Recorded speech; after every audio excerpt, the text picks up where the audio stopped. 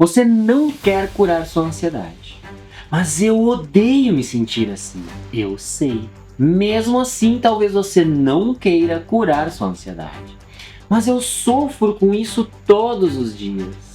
Sim. E talvez esse sofrimento ainda esteja te protegendo de algo que pareça mais ameaçador do que a própria ansiedade. A dor de existir, a dor de decepcionar alguém, a dor de dizer não, a dor de abandonar uma versão antiga de si mesmo, a dor de admitir que uma parte da sua vida não combina mais com quem você está se tornando. Porque às vezes a ansiedade dói, mas mudar assusta.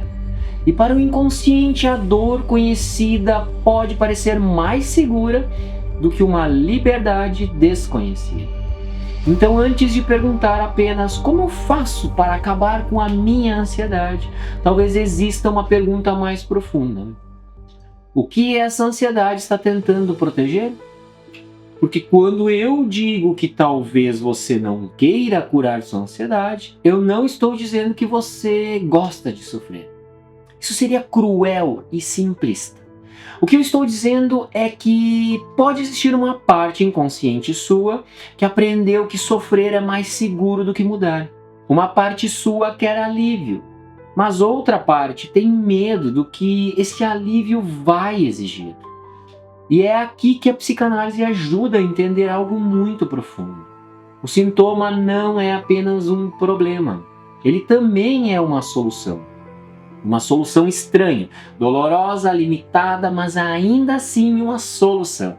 O sintoma aparece quando existe um conflito interno que não conseguiu ser resolvido de forma direta. Uma parte deseja, outra parte teme esse desejo. Uma parte quer sair, outra parte tem medo de perder amor. Uma parte quer dizer não, outra parte tem medo de decepcionar. Uma parte quer mudar, outra parte tem medo do preço dessa mudança. Então a ansiedade aparece como uma espécie de acordo mal resolvido dentro da mente. Ela machuca, mas também organiza. Ela limita, mas também protege. Ela prende, mas também evita que você entre em contato com algo que naquele momento parece ameaçador demais. Vamos imaginar uma pessoa, vamos chamar essa pessoa de Cláudia. Cláudia vive ansiosa há anos. Ela sente aperto no peito, tensão no corpo, pensamentos acelerados, medo de que algo ruim aconteça. Ela diz, eu só queria parar de sentir isso. Mas quando Cláudia começa a olhar mais fundo, percebe que a ansiedade aparece com mais força sempre que ela pensa em dizer não para a família. Ela é aquela pessoa que resolve tudo, que está sempre disponível, que não quer incomodar, que aprendeu desde cedo que ser amada significava ser útil, boazinha, forte e obediente. Então, quando Cláudia pensa em colocar um limite, o corpo dela entra em alerta. Não porque dizer não seja realmente perigoso hoje, mas porque inconscientemente dizer não significa correr o risco de perder amor. Perder aprovação, perder pertencimento. Talvez até seja vista como egoísta, ser rejeitada. Então a ansiedade aparece. E por mais dolorosa que ela seja, ela cumpre sua função. Mantém Cláudia no lugar conhecido. Ela continua dizendo sim, continua se anulando, continua sendo a pessoa que todos esperam. Sofre, mas não rompe. Sofre, mas não decepciona. Também não muda. Percebe? A ansiedade não está apenas atacando Cláudia. Ela também está protegendo uma identidade antiga. A identidade da pessoa que precisa agradar para ser amada. E é por isso que muitas vezes a ansiedade não desaparece apenas com uma técnica rápida. Porque o problema não está só no sintoma. Está na estrutura interna que produz o sintoma.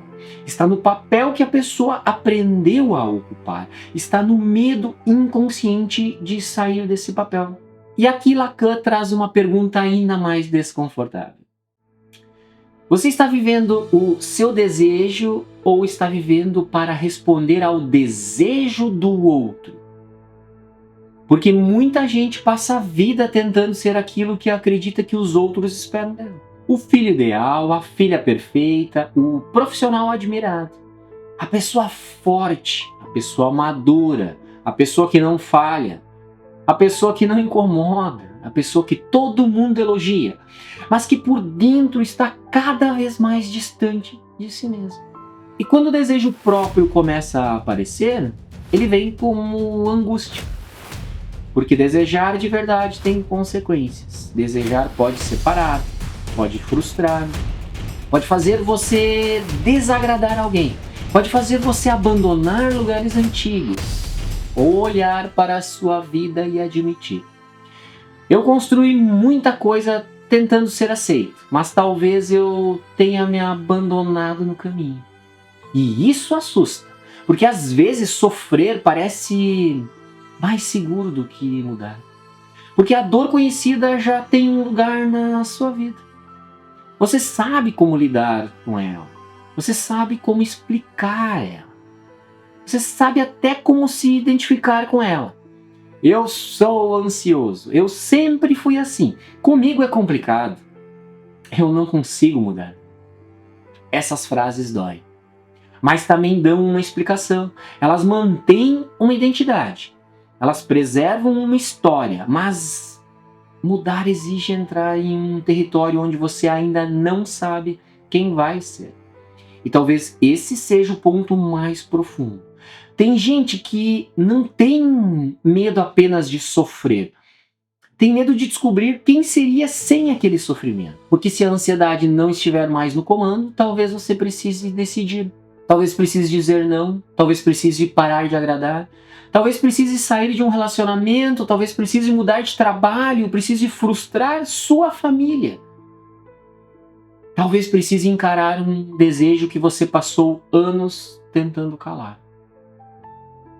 Deixar morrer uma versão sua que por muito tempo foi a única forma que você encontrou de ser amado. Então a pergunta muda. A pergunta deixa de ser apenas como eu elimino minha ansiedade e passa a ser o que a ansiedade está tentando proteger. Que decisão ela está tentando adiar? Que verdade ela está evitando? Que desejo ela está tentando esconder? Quem você teria de decepcionar para finalmente ser mais fiel a si mesmo? Porque a ansiedade nem sempre é só um excesso de medo. Às vezes ela é o preço de continuar vivendo dentro de uma estrutura interna que já ficou pequena demais para você. Uma vida que talvez funcionou um dia. Uma identidade que talvez protegeu você no passado. Uma forma de ser que talvez foi necessária para sobreviver emocionalmente. Mas que agora começa a cobrar um preço alto demais. E talvez curar não seja simplesmente fazer a ansiedade sumir. Talvez curar seja escutar o que ela está tentando te dizer. Não para obedecer ao medo, mas para compreender o conflito. Porque o sintoma não aparece do nada. Ele aparece onde alguma coisa não pôde ser dita. Onde uma verdade foi engolida. Onde um desejo foi calado. Onde uma parte sua precisou se esconder para continuar pertencendo. Às vezes precisamos olhar para o conflito escondido no sintoma. Ele precisa ser compreendido. Porque muitas vezes aquilo que você chama de ansiedade é uma linguagem. Uma linguagem do corpo, uma linguagem do inconsciente, uma linguagem das partes suas que ainda não encontraram outro jeito de falar. Então talvez você não queira curar essa ansiedade. Ou melhor, talvez uma parte sua queira muito isso. Mas outra parte ainda tenha medo do que vai acontecer quando você não puder mais se esconder atrás dela. Porque a cura também exige responsabilidade. A responsabilidade de olhar para a sua vida com mais honestidade. A responsabilidade de perceber onde você se abandonou. A responsabilidade de mudar. E mudar muitas vezes assusta mais do que sofrer. Porque antes de tentar apenas controlar a ansiedade, talvez você precise fazer uma pergunta mais corajosa. O que em mim ainda precisa dessa ansiedade para não mudar? Essa pergunta pode incomodar. Mas se você realmente quer mudar, se você realmente quer curar essa ansiedade, eu vou deixar um link na descrição desse vídeo, onde eu ensino passo a passo a você compreender a sua ansiedade, o que está além da ansiedade. Clica nesse link e entende melhor essa parte de você. Porque enquanto você tenta apenas silenciar o sintoma, talvez continue preso à mesma estrutura que o produz. Mas quando você começa a escutar o sintoma, algo muda. Você deixa de tratar a ansiedade apenas como inimiga e começa a perguntar o que ela revela sobre mim, o que ela denuncia sobre a minha vida. E talvez nesse momento a ansiedade deixe de ser apenas uma prisão e comece a se tornar uma porta. Não porque sofrer seja bonito, não porque a ansiedade seja algo que você deva romantizar, mas porque quando compreendida profundamente, ela pode mostrar exatamente onde você se perdeu de si mesmo. E talvez seja por ali que o caminho de volta começa. Até o próximo vídeo.